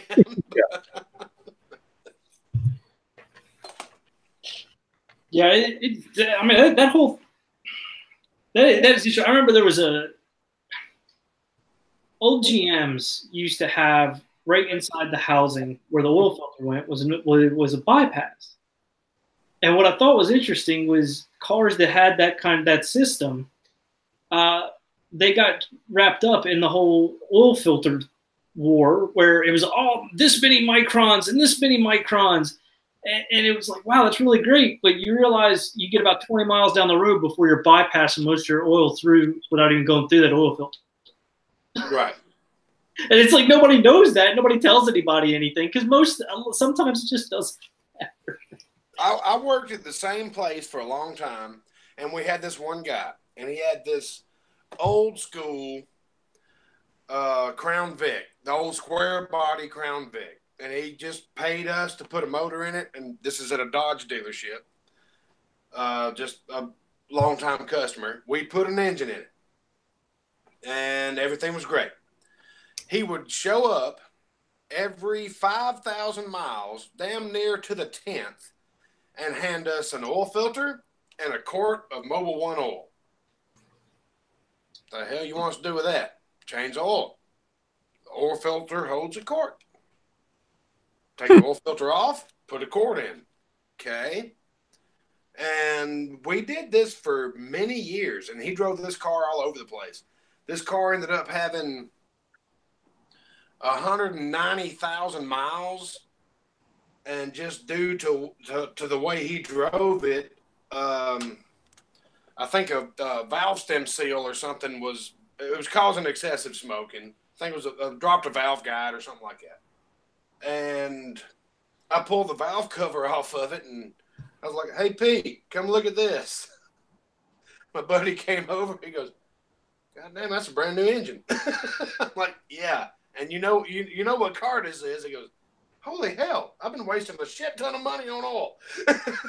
And, well, that's also oil. It's a different animal. I mean, depending on what year you're talking about. I remember Quaker State making the most sludgy, crap-looking engine known to man. I was going to say, I would not put Quaker State in my ex-wife's car. Yeah, that was terrible. Anyway, guys, yeah, look, we got to wrap this stuff up. Sorry, we get off topic, I know, but Right. but I do agree with Rob on that. Don't buy junk, but at the same time, I'm not sure wasting your money. And like Jamie said, stuff being rebranded, I see that a lot, especially in the reloading world. Where, I mean, you got to remember, a lot of these companies, like, for instance, Hornady stuff specific, it's not Hornady. Some of it is, but a lot of it was specific stuff. That Reading scale, that is the Dillon scale. It's the same scale, been the same scale for years. OHOS made most of all the balance beam scales for RCBS, Lyman. And so, I mean, a lot of it is rebranded stuff, especially when you're dealing with RCBS and Lyman. They really tend to do that, but I think they're kind of diverging from those days. But Guys, did we see any interesting questions or anything about what we're going over? I didn't see anything, Nathan. I think everybody's asked what they wanted to ask, or I think we hit everything that everybody asked that I think we saw. Yeah, Uncle Jim says the oil filters do matter. They absolutely matter. But there's a period in time I was talking about where certain year models, basically, as soon as they did spin on oil filters on GMs up through probably the 80s or 90s, where there was Chico Wise just threw up a question about Dylan dyes. Oh, Too much in my blood. That's all I'm going to say. Where's that, boss? I didn't see it. Go ahead and. He just asked. He just asked, "What about Dylan dyes?" Oh, as far as I know, Dylan dyes are great. Now, here's the question I have: is why is it rarely do you not see Dylan dyes on not Dylan presses? That's what I don't know. Like, I've never actually considered going and buying Dylan dyes because I don't own a Dylan press. But I don't mind buying Lee, Hornady, RCBS, Lyman, Redding, Forster. But Dylan dyes seem to be different. I don't know why. Now, what I have found on mine, because like that die set right there is a Lee. If anybody's ever had problems trying to decap something like RCBS 40 caliber decapping resizing die, I had a huge problem with it pushing the primer out of the bottom of the thing and the primer staying attached, and it'd pull it right back up. So it reseat the same primer. So it punched it basically. Yeah. And I mean, a huge problem. I mean, like 500 rounds out of 1,200 would have the old primer in it. Wow. I'm sitting there going, why haven't I put any primers in the press? You know, but it would happen like 10 times, and then everything would start, because it feels right. You put Dylan, you push it forward, and whatever. It felt right because it was reseating that primer. But I wouldn't notice it until I went through a visual check of the ammo I loaded. Dylan does have, hang on, let me grab. All right. They have an extremely easy to use set of dies. Let me see if I can show you what I got here. All right, this is the decapping and resizing die. Of course, it does that. There's a spring in here where once it pushes down and the case comes up in, sorry, looked like I was flipping somebody off. The case comes up into the body, it kicks it sideways. This pin moves. Once it's pushed up in there and it actuates the die body up in here, this pin will go snap and it'll sling that spent primer off. That's cool. I like that. The powder charging dies, whatever. The seating dies are seating dies, and the crimping dies are crimping dies, is the way I look at it. My 9mm 45, now 40 caliber, are all Dylan dies. I've got Dylan dies and Lee presses. I can send you some pictures, Nathan. Because the designs that they have come up with are actually better. I don't know if the products are better, but the way that they work is better. Now, for the simple fact that they want $380 for a set of 30-06 dies, they can go to hell. I ain't doing that. No, they don't want that much. Come on. Let me go grab them. You want me to go grab a catalog? No, we're getting off here soon, but that's crazy. Yeah. Once you get 30-06, it gets stupid. That's why I said for Dylan dies, looking at rifle stuff, their rifle dies are more expensive than even the Redding rifle dies, or the more expensive than a new press. That's crazy. That's just absolutely insane. Well, guys, I'll tell you, I appreciate it. Go around the room here and say byes and everything else, and but I do appreciate it. And Armin and Axis, sorry, buddy, I don't know what happened. You said that you didn't get the link. I know I sent it to you, but we're signing off here, so we'll just have to try some other time. I do apologize. I'm going to send you an email because I've got your email. I'm going to send you an email through mine so you have my email and you can actually talk back and forth instead of trying to do it through YouTube message, because that system does not notify worth a darn. But I appreciate it.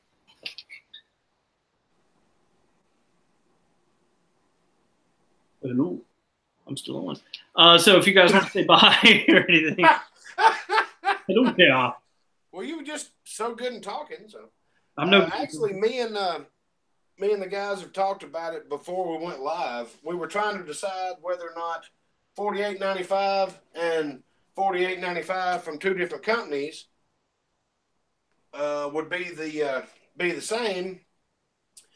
And so I loaded up 5 and 5 of this that I have very little of left.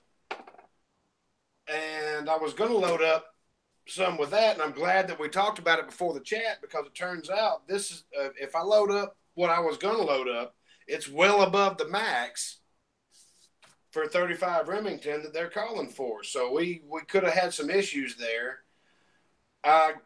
Jamie, we're not going to be able to do the video that we want to do to prove if there was a higher velocity or lower velocity between IMR and Hodgdon. Sure we will, brother. They make powder every day. Yeah. Okay. We'll use your rifle. Because I mean, I started on the low side with this, and it's if I would have made the next round, it's more than the max of that. So, well, that answers the question right there. They're not the same powder, if that's the case. Which I really can't understand why the same manufacturer would put a different brand name on two different powders with the same number and make them different. Well, hey, look, guys, I'll just tell you this from my experience. I hate to say this live. Just because that manual says that they're different does not necessarily mean that they're different. I say stick with your manuals and try it, but I would not be surprised to find out they don't perform almost identical. All right, you got a 35 Remington we can use. Yeah, I would start with what the manual says and then work it up, but I would not be surprised to find out that you don't end up with just about the exact same amount for speed in both of them. But did you hear the pressure numbers that we were talking about? Yeah, I know, Cobb. What I'm saying is, man, is that I've talked to people at Hodgdon where they are changing their powders and your reloading manuals are not being updated if they're safer. Right. Yeah, I got you. And that's what I'm saying. It's like because IMR 4895 was hotter than Hodgdon 4895, from what Rob was telling me and what we were saying earlier. So if they changed IMR 4895 to match Hodgdon 4895. Now, all of a sudden, following the IMR stuff, it's going to be weak. Yeah, they backed it down. Yeah. So I'm just saying, just start with whatever the manual says, but I wouldn't be surprised to find out if you end up with almost the exact same performance. But I went with 1 grain higher on the Hodgdon one because who starts at the bottom? So I went with 1 grain higher. I had 5 grains to play with, and then everything that we were all talking about earlier. Oh crap! If I load this one, it's a half a grain over the max. So yeah, and I'm sorry, don't say I don't want to guys. Don't take that the wrong way. Don't take that to mean ignore your reloading data. Don't at all. But there's cases in which they are not updating load data when the new load data is safer. I'll tell you what. I'll load one of them up. I'll load one of them up in my rifle, and we'll shoot it. Jamie, you ready? Go ahead. I don't see you blowing apart that solid steel receiver. Barrel made banana, but that's all right. They're new anyway. Sign off there, boss. If there's not any other questions from the chat, we'll start telling y'all bye. I got 2 videos up in the last 24 hours. Y'all go to my channel and check them out. I've got the 35 Remington load 3 is up. Load 4 is in the box ready to be tested. And Kyle and I are going to be working together on some of this stuff. He's got a couple of powders I don't. I still have, I think it's 4831 and Lever Revolution left to test. And then we'll be out of powders. I'll have to buy some more powders, but like I said, they make them every day. And I'm also going to be working with some of this Shooters World powder. I'm hoping that through doing that, we can secure another sponsor for the Reloaders Network. If you haven't been to the Reloaders Network, go check it out. If you need to get in touch with any of us, got any questions for us, you can click the chat button at the top of menu, and that'll take you to Slack, and you can private message any of us that are on the Reloaders Network. Other than that, I've just been taking naps, guys. Buddy, it is hot enough where I'm with you on that. It's all about nap time. I'm telling you, I've been home for, let's see, I got home, I had to go pick my son up, so we got back home about 3.5 hours ago, and my AC unit hadn't shut off yet, and I've just recently turned the ceiling fan on. It is warm and it is humid. All right, Robbie, you got anything there, boss?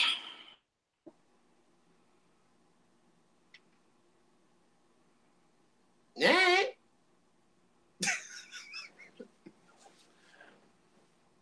Talk so they can see you.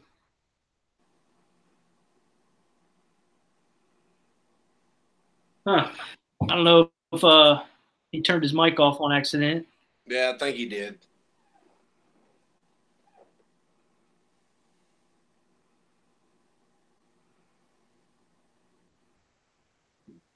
Give him a minute here to see if he can figure out what's going on. Yeah, I've got a couple videos that are waiting to come out. I tried to get up my video on Friday on the Reloaders Network standalone, but I'm trying to use YouTube, and there's this odd thing where YouTube, for some reason, is not wanting to go onto the Reloaders Network right now, so I'm still kind of battling that. Rob, buddy, I can't hear you. I don't know what's going on there. Double check, make sure you're all set up here, yeah? No, nothing, boss.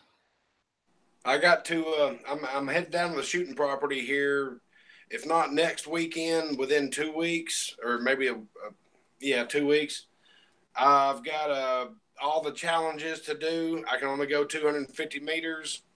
Jamie's already told me I cannot use my 22 target pistol.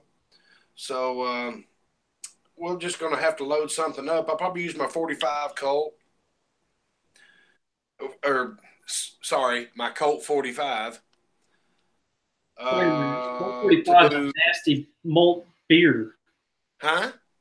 A Colt 45 is a beer or a malt No, beer. it's a sweet-ass sexy pistol is what it is. I preferred Old English 800 myself.